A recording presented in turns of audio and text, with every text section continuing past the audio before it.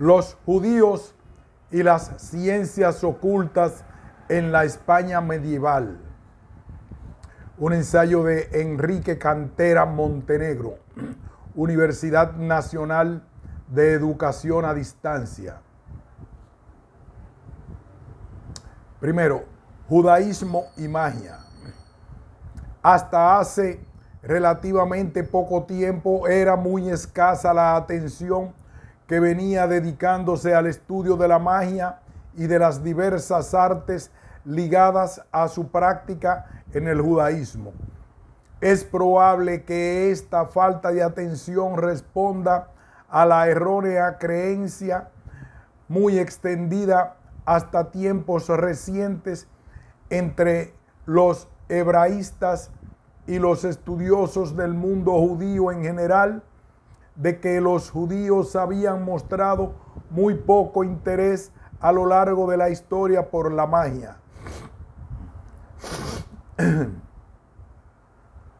Los autores del siglo XIX, fuertemente influidos por el racionalismo dominante en el pensamiento científico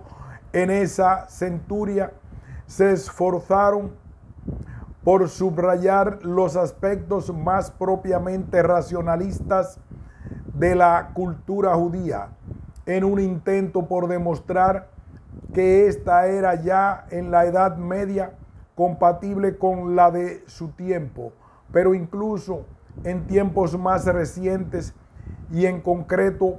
por lo que se refiere al judaísmo hispano en particular. Las investigaciones acerca de la cultura hebrea han centrado su atención de forma preferente en la producción histórica, filosófica y literaria en general, descuidando en cierto modo campos que, como la medicina, la astrología y la magia culta, son tan importantes como el hombre y para la sociedad medieval. En el momento actual no existe ninguna duda de que el recurso a la magia fue habitual en el judaísmo desde la antigüedad bíblica y hasta los tiempos muy recientes, tanto a nivel teórico como en múltiples aspectos de la vida cotidiana, en particular como método alternativo de la medicina. Y esto es especialmente significativo por lo que se refiere a la Edad Media, cuando medicina, astrología y magia eran saberes científicos estrechamente ligados.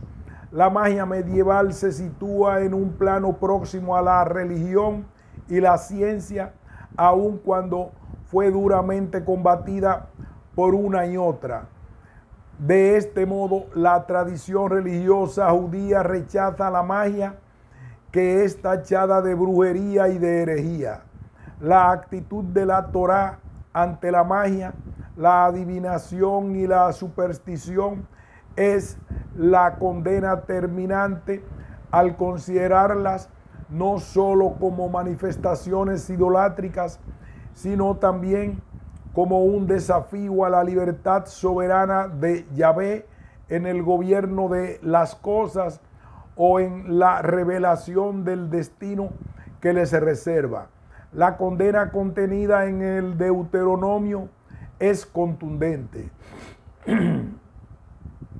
No ha de hallarse en ti quien haga pasar a su hijo o su hija por el fuego, ni autor de adivinaciones, ni agorero por las nubes, ni adivino, ni mago, ni encantador, ni consultor de espectros o adivinos, ni evocador de muertos,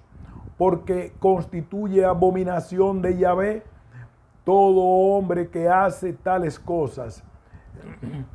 Y por causa de estas abominaciones, Yahvé tu Dios va a arrojar a esas naciones de delante de ti. Deuteronomio 18, 10, 12. El Éxodo condena estas prácticas con la misma severidad que los más reprobables ritos de los pueblos paganos, en particular los holocaustos de niños, y proclama la pena de muerte para quienes incurran en ellas. No dejarás que viva ninguna hechicera. Éxodo 22:18. La condena de magia no deja tampoco ningún lugar a la duda en los escritos de los profetas. Isaías 3:18-23, Jeremías 27:9, Malaquías 3:5 y de los reyes de Israel. 1 Samuel 28, 3, 2 Reyes 23:24. No obstante, los judíos, como los demás pueblos de la antigüedad, contemporáneos suyos, cananeos, asirios, babilonios, egipcios, recurrieron con frecuencia a prácticas mágicas y a la predicción del futuro, en especial en los momentos de incertidumbre. Quizá por este motivo o con el propósito de judaizar antiguas costumbres paganas, la Torá admite ciertas prácticas que tienen su fundamento en la magia primitiva, como el rito arcaico de la purificación de los leprosos. Levítico 14, 4, 7. La ordalía con el agua amarga a que era sometida la mujer sospechosa de adulterio para probar su inocencia. Números 5:11-31. O la fórmula para la preparación del aceite de unción, aun cuando confiriéndoles un nuevo significado que reforzaba el principio básico de la religión judía, que no es otro que la sumisión absoluta a la voluntad de Yahvé. También el Talmud, libro caracterizado en general por un acentuado racionalismo, condena de forma terminante la magia y la brujería y las que considera meras prácticas de charlatanería, y relaciona la magia de las mujeres con vicios sexuales. La condena de la magia por la Torá como culto idolátrico a los dioses paganos y por el Talmud como práctica propia de los amorreos constituyó un axioma que se transmitió entre los judíos de generación en generación hasta tiempos recientes. Durante siglos, los expertos judíos en asuntos de jurisprudencia religiosa, halaká, rechazaron de forma contundente unas prácticas que consideraban sospechosas de idolatría. Los argumentos justificativos de este rechazo son de muy diversa naturaleza, por el uso de las escrituras sagradas con una finalidad profana, por el uso de ensalmos y conjuros utilizados profusamente en el ritual de la magia pagana y que, como tal, la Torá desaprueba de forma expresa, o por el uso de amuletos a los que se llega a conferir poderes sobrenaturales. Pero si la teoría en relación con la magia era clara y terminante, la realidad era mucho más difusa. Así, ninguno de los maestros del Talmud negaba el poder de la magia, e incluso, pese a estar prohibida su práctica, algunos de ellos combatían la magia negra con lo que podría denominarse magia blanca. Más tarde, en tiempos plenamente medievales, la actitud de los rabinos españoles fue en general muy permisiva hacia la magia,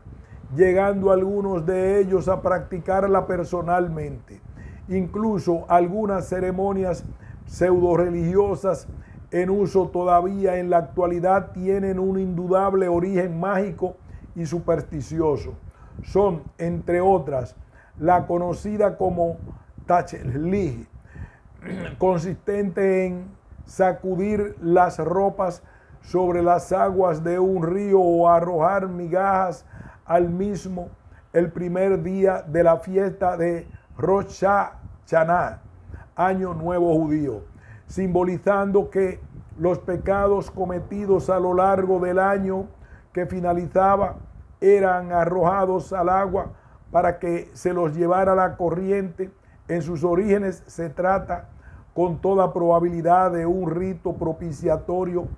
de los espíritus de las aguas. La capará, rito de inmolación sustitutivo de la vida de la persona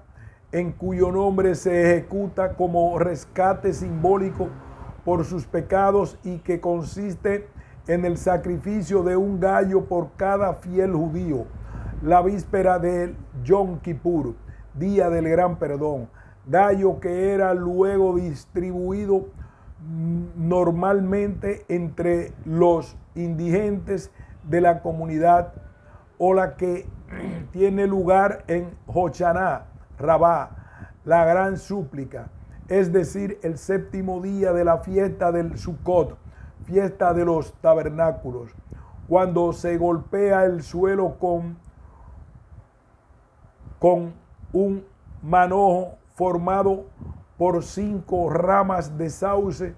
y que parece ligada en sus orígenes a las invocaciones por la lluvia. La oposición más visceral en el judaísmo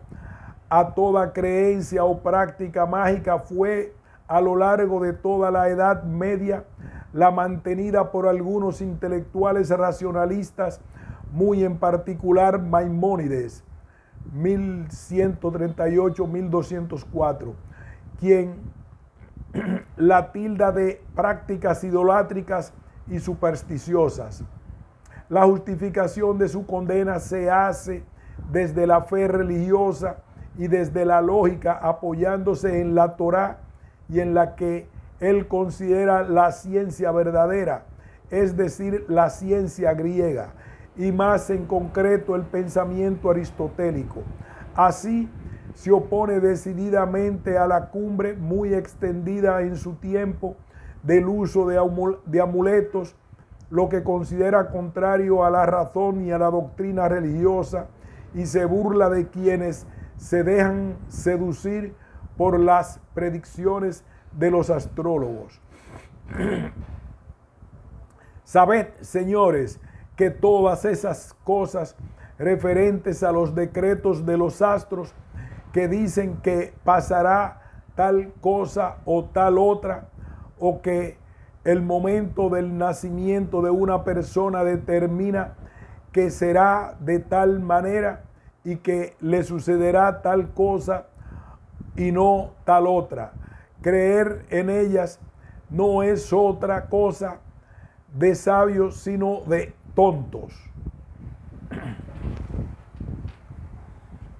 Pero frente a la postura radical de Maimónides, otros sabios judíos adoptaron posiciones menos beligerantes en relación con la magia. En el caso del destacado jurista catalán Shelomó Ben Adret, 1235-1310, como se deduce de la correspondencia epistolar que mantuvo con el judío provenzal en Bonnet, Abraham, y que es un buen reflejo de la controversia que en torno a la obra de Maimónides se entabló en el seno del judaísmo sefardí desde principios del siglo XIII, todavía en vida del gran filósofo hispano-judío, frente a la toma de postura de Bonnet Abraham, quien, apoyándose en la autoridad de Maimónides, arremete contra todas las artes y prácticas relacionadas con la magia, Ben Adret deja abierta la puerta a su uso con fines terapéuticos. Así afirma que no debe ser considerada como idolátrica aquella acción que procurara la curación de una persona, aunque presentara atisbos mágicos, y que para tal fin es lícito utilizar y experimentar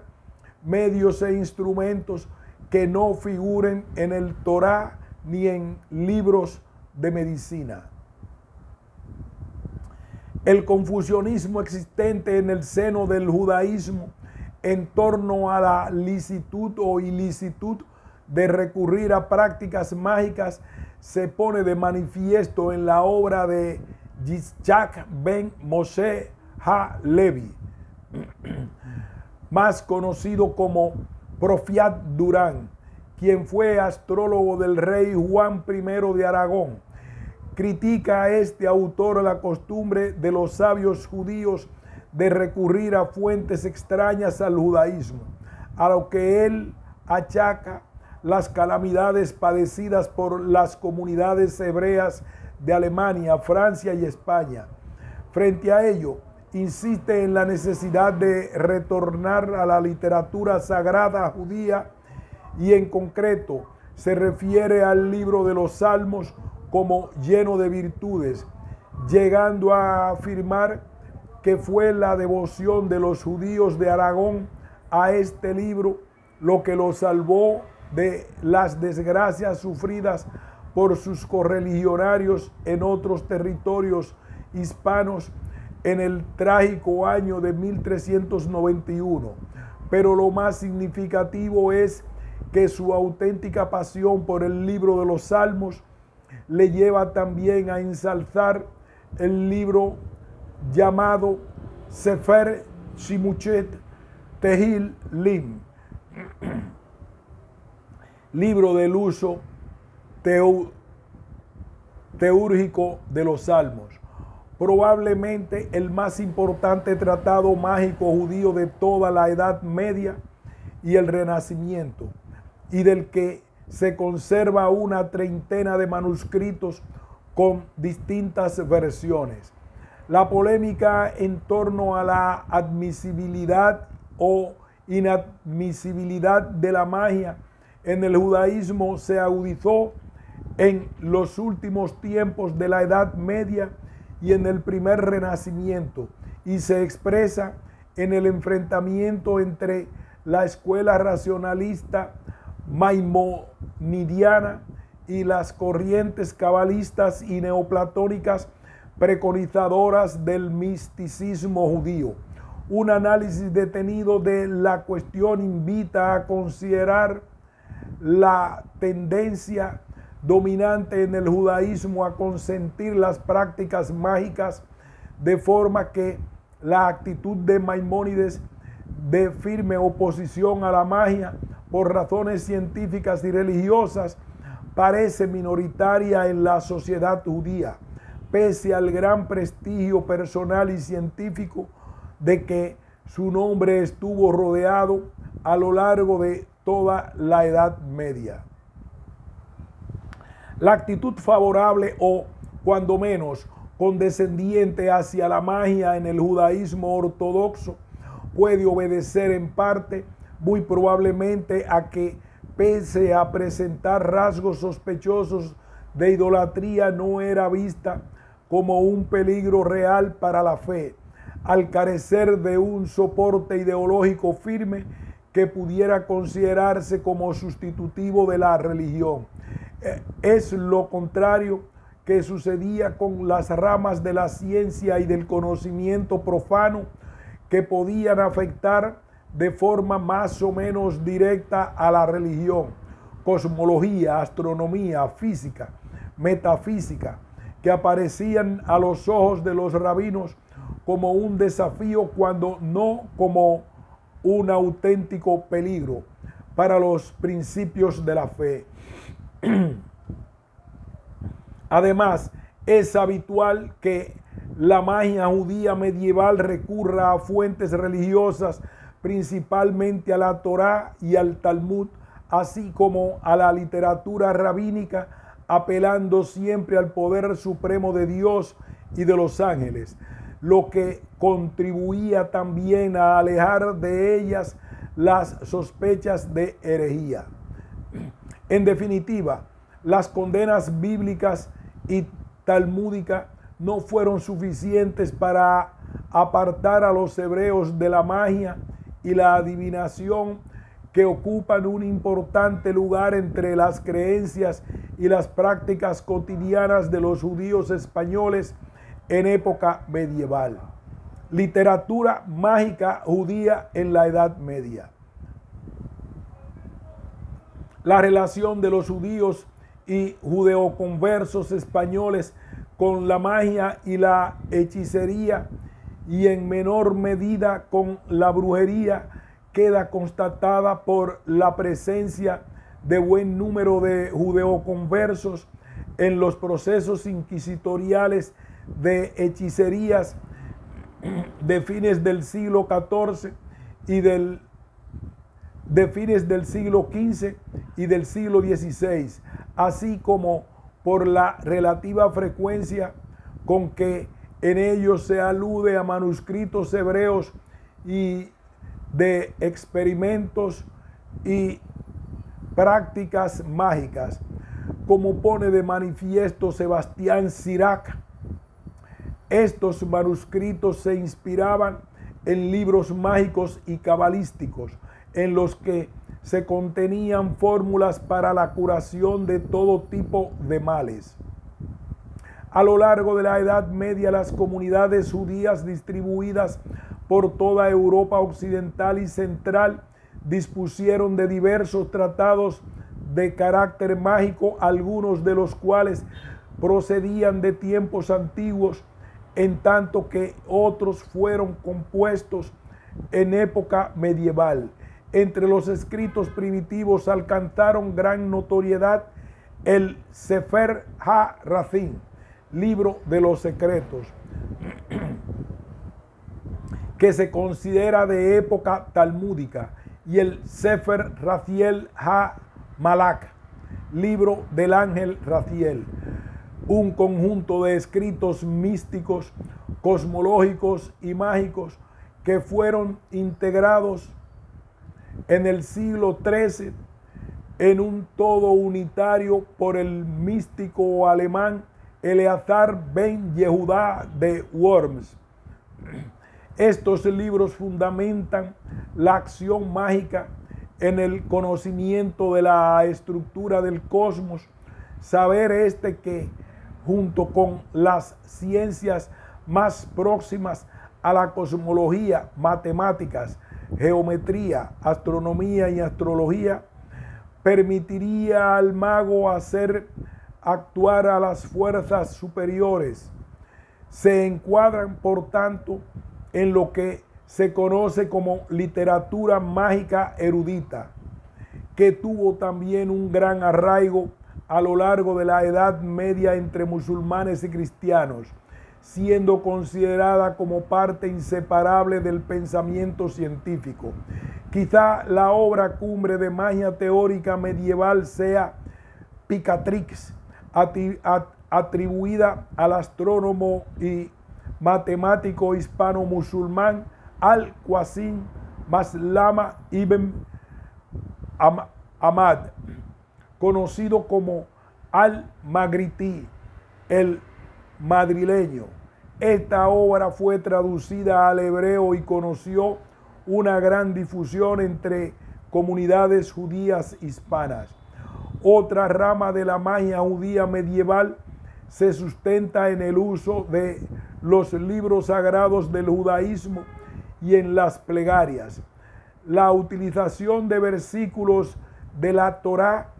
con finalidad terapéutica o en fórmulas de exorcización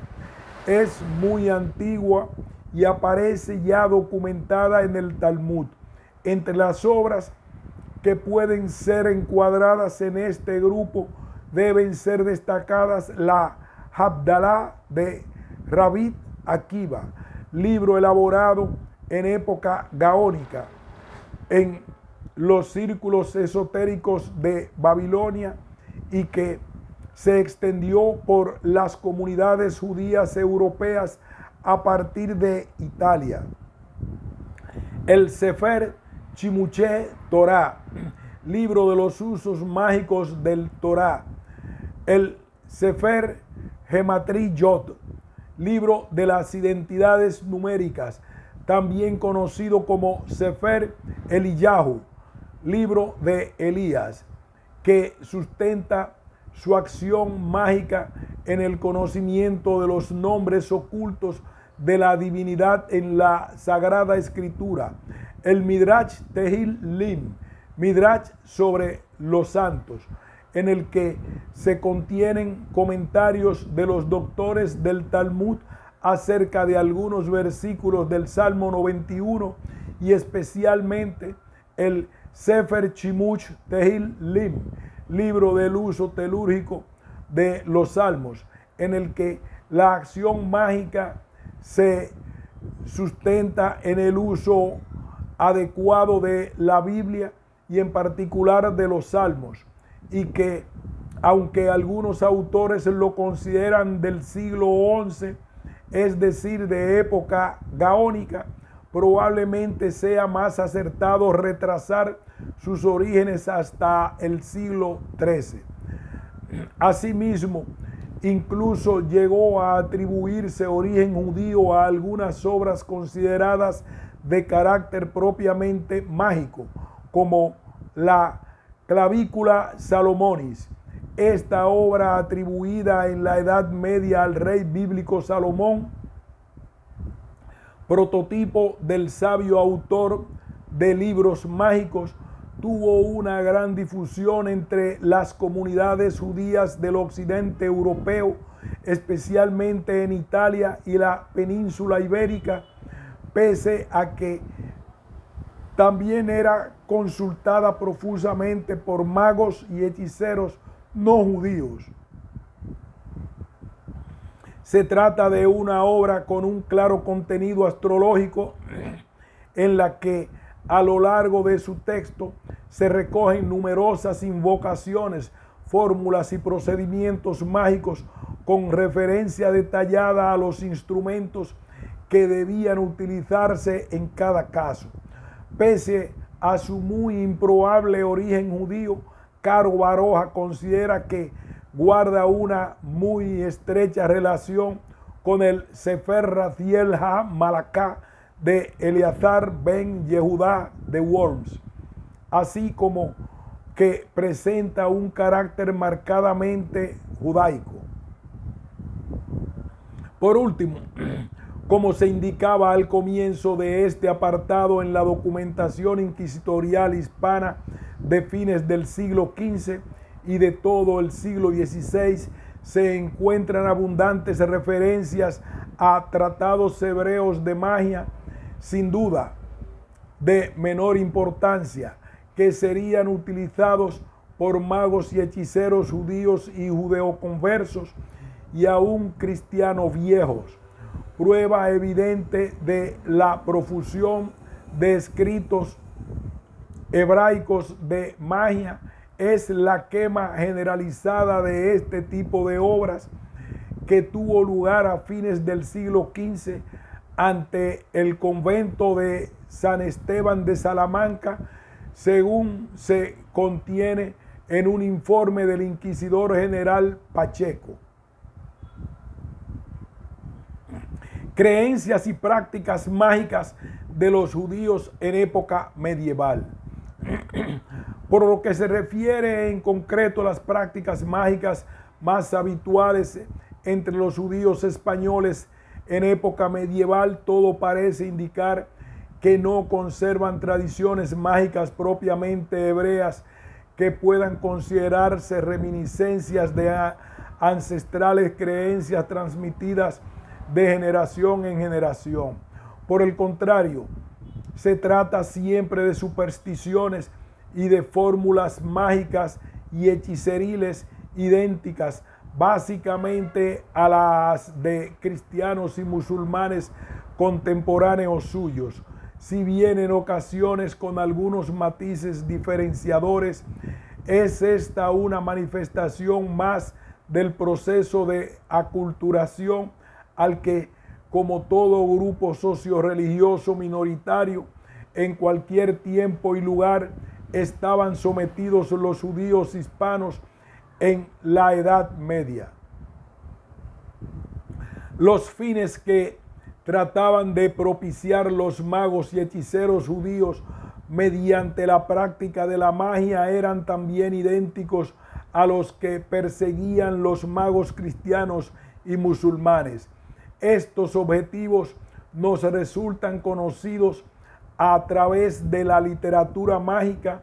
que nos ofrece muy valiosas informaciones acerca de los problemas y las preocupaciones que aquejaban a los individuos, a las familias y a la comunidad hebrea en su conjunto. Sin duda alguna, la principal ocupación de los magos y hechiceros era la lucha contra las enfermedades. De este modo, las peticiones relacionadas con el tratamiento de enfermedades constituyen en el Sefer Chimuch Tehillim el 18% del total de peticiones. Habitualmente se limitan a indicar el miembro o el órgano humano afectado sin que se haga un diagnóstico propiamente dicho de la dolencia. En época medieval, uno de los procedimientos más habituales para luchar contra las enfermedades era el sortilegio llamado de las gotillas, del que se encuentran abundantes referencias en documentación inquisitorial de fines del siglo XV y del XVI. En pocas palabras, consistía en llenar una escudilla con agua al tiempo que se pronunciaba el nombre de la persona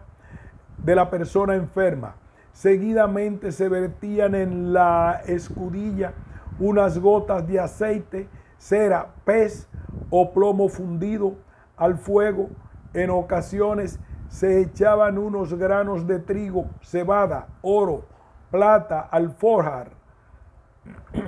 coral o ámbar en número de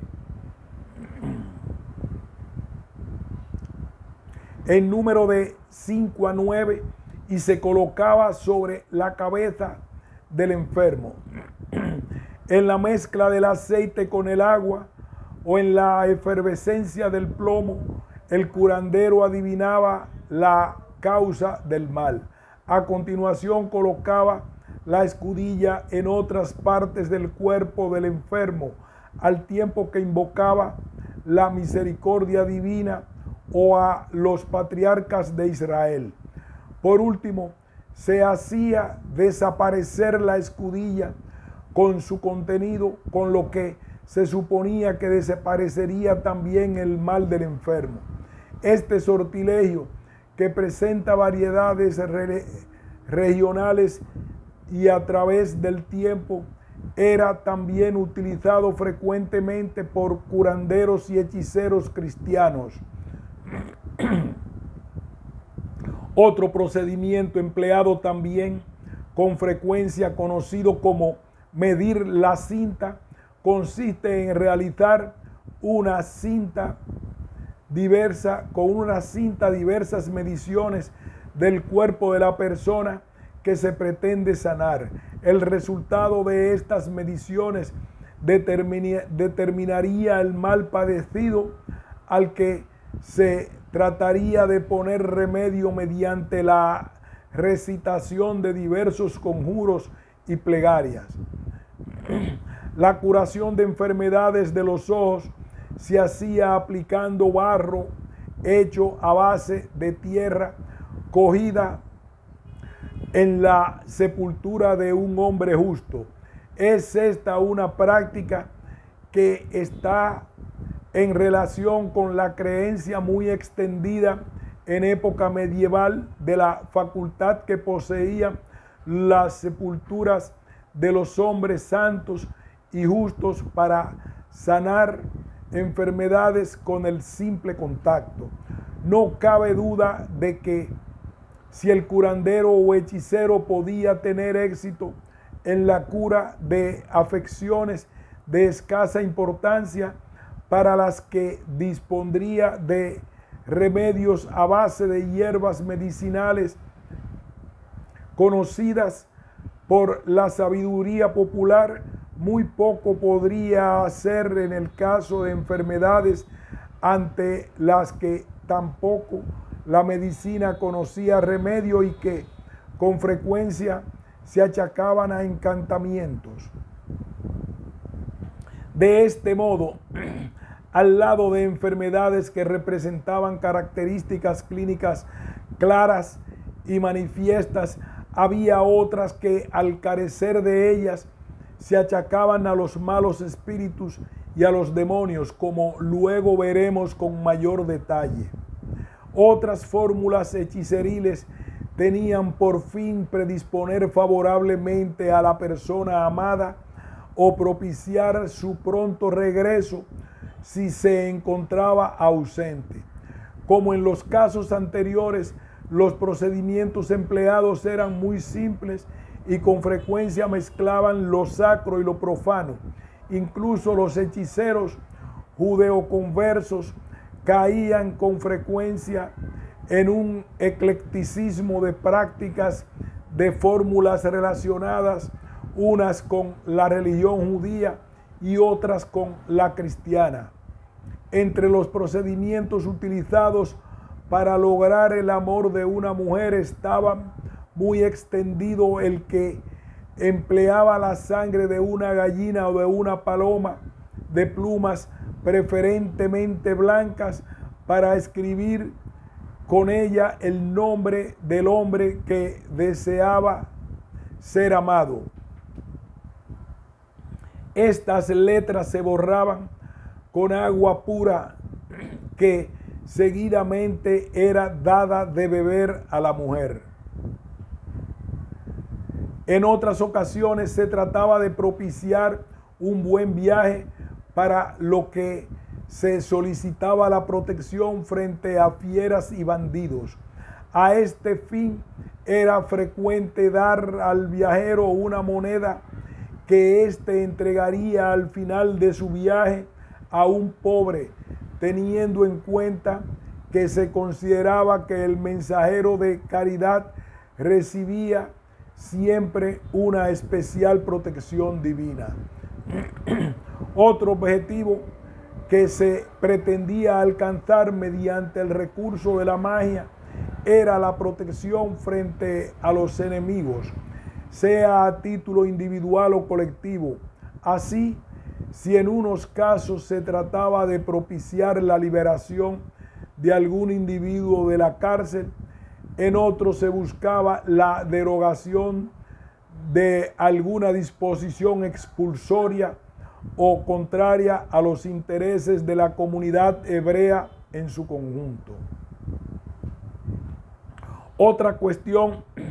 de no menor interés es la que se refiere a los materiales empleados en las prácticas mágicas y hechiceriles. Por lo que se refiere a las materias primas utilizadas,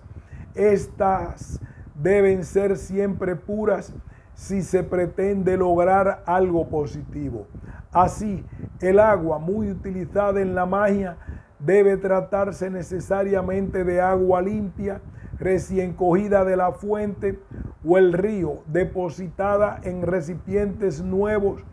y no empleados con anterioridad.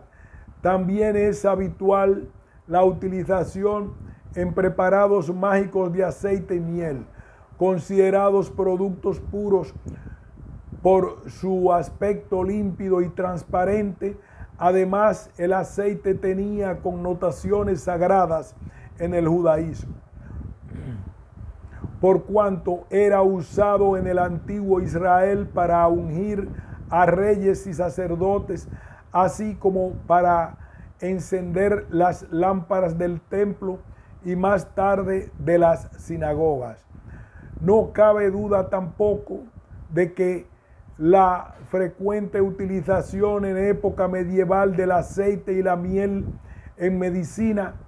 con fines terapéuticos contribuiría a incrementar sus potenciales virtudes a los ojos de los magos y hechiceros. Cuando se emplea tierra, esta ha de ser tierra virgen, es decir, no labrada. Ya se ha hecho referencia anteriormente a las cualidades terapéuticas otorgadas a la tierra cogida en la tumba de un hombre santo y que necesariamente habría de ser virgen por la obligación para los judíos de enterrarse en tierra no labrada. Lo contrario sucedía cuando el ritual mágico lo que pretendía era causar un daño a alguna persona. En estos casos debía emplearse agua turbia o tierra cogida en los caminos. Los magos judíos empleaban también la forma asidua en sus prácticas el incienso. Pese a que los rabinos y maestros del judaísmo medieval consideraban un acto idolátrico su uso fuera del templo, es muy probable que este rechazo de incienso por parte del judaísmo oficial tenga mucho que ver con la costumbre cristiana de incensar en las iglesias. Asimismo, recurría frecuentemente a amuletos o talismanes que en la mayor parte de los casos consistían en plantas o en miembros del cuerpo de un animal, así como en placas metálicas o en cintas de pergamino. Kemeot entre los judíos, en las que estaban escritos nombres del Creador, frases bíblicas, algún versículo del libro de los Salmos, una bendición, un conjuro o una figura geométrica, principalmente el hexágono o estrella de David, Maguen David, y el pentagrama o sello de Salomón. Está fuera de toda duda el valor inmenso que en la religión y en la magia judías se concede a nombres y a palabras sagradas tomadas de la Biblia, lo que no debe resultar extraño teniendo en cuenta el valor que la magia de la palabra y en particular la magia del nombre ha tenido siempre en la magia de la hechicería en cualquier tiempo y cultura. Del mismo modo, las fórmulas para combatir el mal de ojo incluían habitualmente la lectura de determinados versículos del libro de los Salmos que hacen referencia a la protección de Yahvé al pueblo de Israel. Igualmente, y pese a las declaraciones de los rabinos que insisten en hacer de la mezuzá y de las tefilín símbolos exclusivamente religiosos, no era raro que los fieles judíos las convirtieran en auténticos amuletos. En ocasiones se confería a los amuletos y talismanes el poder de hacer milagros y se les llegaba a rendir culto de adoración, lo que suponía una abominación de carácter idolátrico para el judaísmo. Algunos procesos inquisitoriales de fines del siglo XV ofrecen interesantes noticias acerca del uso de amuletos por parte de judeoconversos acusados de judaizantes. Este es el caso de Pedro Bernal, vecino de la localidad alcarreña de Molina de Aragón, a quien en el proceso que se le siguió se le preguntó si poseía algún simulacro o alguna mandrágora que adorase. Pese a que el acusado declaró que no poseía ningún tipo de amuleto similar, un testigo del promotor fiscal llamado Gil Martínez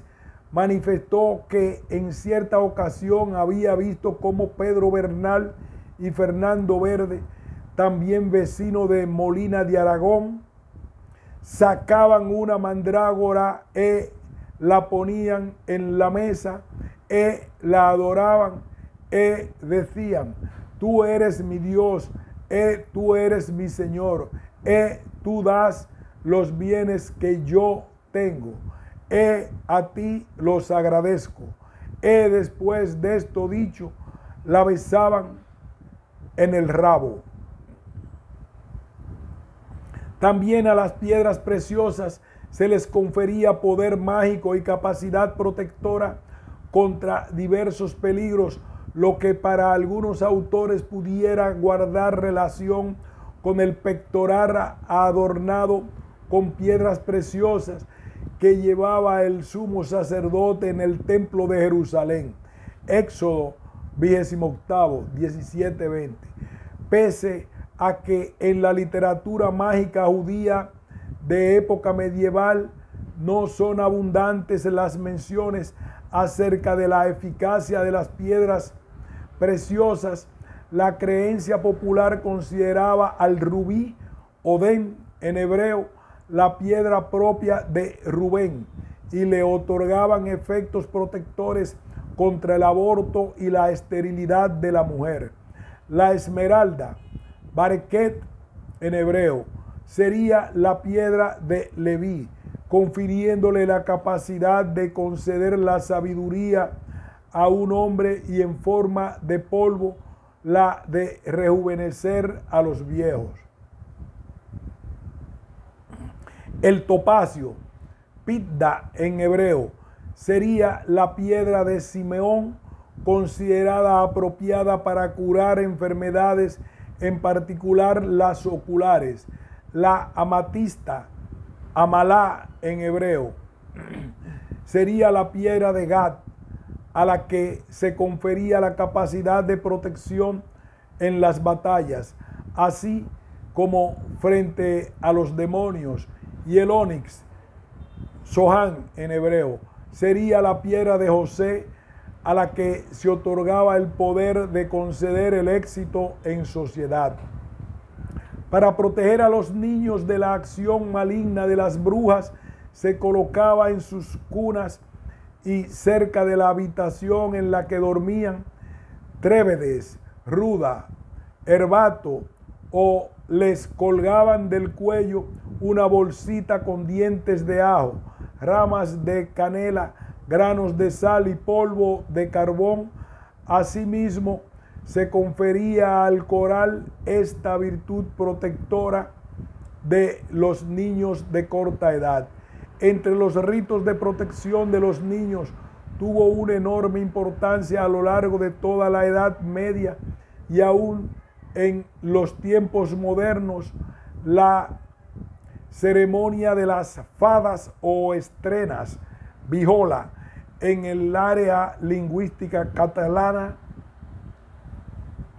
que pese a estar muy extendida entre los judíos, no era exclusivamente judía y que algunos autores han puesto en relación con el fatum de época romana. La noche en que tenía lugar esta ceremonia recibía el nombre de Noche de Viola, Nit de Vijola en catalán. Y entre los hebreos, Noche de Chemirá, igual a guardia, vela. Se trata de una fiesta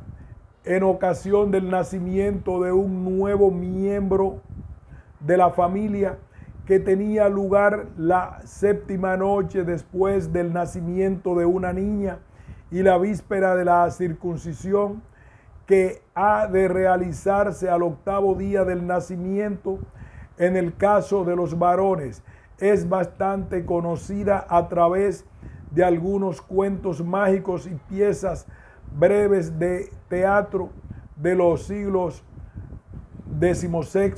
y XVII, que incluyen relatos detallados de la misma. El recién nacido vestido de blanco era lavado con agua en un bacín o recipiente cóncavo en el que se vertían además del agua algunos granos de oro, plata, alforja, trigo o cebada, al tiempo que se recitaban ciertas plegarias. Su finalidad consistía en ahuyentar el mal de ojo y propiciar la buena suerte, la buena estrella para el recién nacido, lo que no resulta extraño en un mundo que conocía unas elevadísimas tasas de mortalidad infantil. Era, por tanto, uno más de los ritos de protección que acompañaban el nacimiento de niños hasta tiempos relativamente recientes. Esta ceremonia fue muy frecuente entre judíos y mudéjares españoles, pese a no estar prescrita ni por la religión judía ni por la musulmana, lo que invita a pensar en un fenómeno de sincretismo a través de influencias mágicas o de folclore hispano. Entre los remedios mágicos de los judíos se recomendaba con insistencia la recitación de plegarias y la combinación de letras o palabras, en muchos casos sin sentido aparente, así como los sortilegios mágicos con los nombres de Dios. El mago no se contentaba con el uso de los nombres de Dios que aparecen reflejados en los textos sagrados y en los libros de oraciones que podrían ser llamados oficiales, sino que acudía también a los nombres ocultos que trataba de hallar principalmente en los versículos del libro de los Salmos. La técnica de los nombres ocultos quedó consolidada en la magia judía medieval, fundamentalmente por dos razones: porque los nombres ocultos tienen un papel relevante en el sistema de la cábala especulativa, y porque una rama de la literatura mágica musulmana que sin duda influyó en el judaísmo se sustenta en el uso de los nombres secretos de Alá, otorgando virtudes terapéuticas y milagrosas a sus diferentes combinaciones. Especial poder se confiere en la magia judía al tetragramatón, como se denominan las cuatro letras YH, Yod, He, Wad, He, que componen el nombre sagrado de Yahvé, nombre de Dios que fue revelado por él mismo a Moisés con ocasión de la aparición en la zarza ardiendo, y cuya pronunciación está estrictamente restringida en el judaísmo. Ya desde los tiempos más remotos, por respeto al nombre sagrado de Dios, de forma que solo puede ser pronunciado en determinadas ceremonias culticas, especialmente solemnes, en contraposición al nombre Elohim,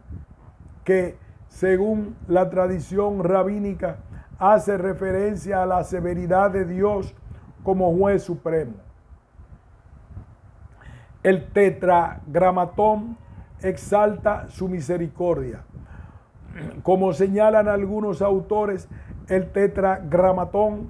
era para los judíos una fórmula suprema para operar milagros, utilizándose con frecuencia para curar enfermos o como fórmula exorcizadora para la expulsión de los demonios.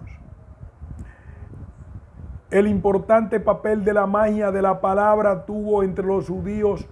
es resaltada por el marqués don Enrique de Villena, quien al referirse a los milagros que podían obrarse mediante la invocación de nombres o palabras sagradas, dice que en esta práctica alcanzaron grandes secretos los hebraiquistas y que él la había aprendido, entre otros, de los judíos Rabí Saraya y maestre Hasdai Crescas, así como del italiano maestre Pedro de Tosiano. Parece fuera de toda duda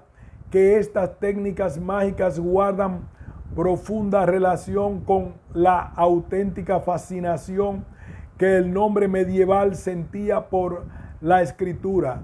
lo que tiene su expresión más patente en el esmero con que se elaboraban los manuscritos y de forma muy especial en su cuidada grafía. Por lo que en concreto respecta a la cultura judía, se conocen bastantes escritos que tratan sobre el alfabeto griego y la forma de sus letras. Particular relevancia tuvo el cabalista aragonés Abraham ben Samuel Abdulafia, para quien el alfabeto hebreo de 22 letras sería el más perfecto de todos, ya que por medio de él podría llegarse a dominar las 70 lenguas de los hombres. Es muy probable que el gran desarrollo de la magia de la palabra tuvo en el judaísmo se encuentre en íntima relación con la cábala. La magia cabalística se caracterizaba en buena medida por la posesión de un aparato científico que obligaba al mago o hechicero a una realización de ciertas operaciones matemáticas. Coincide así pues con lo que Giordano Bruno denomina magia matemática, que utiliza figuras y caracteres geométricos, números y cálculos aritméticos, así como los tiempos y los movimientos de la astrología o el encantamiento mediante la mirada óptica. En definitiva, diversos autores cabalistas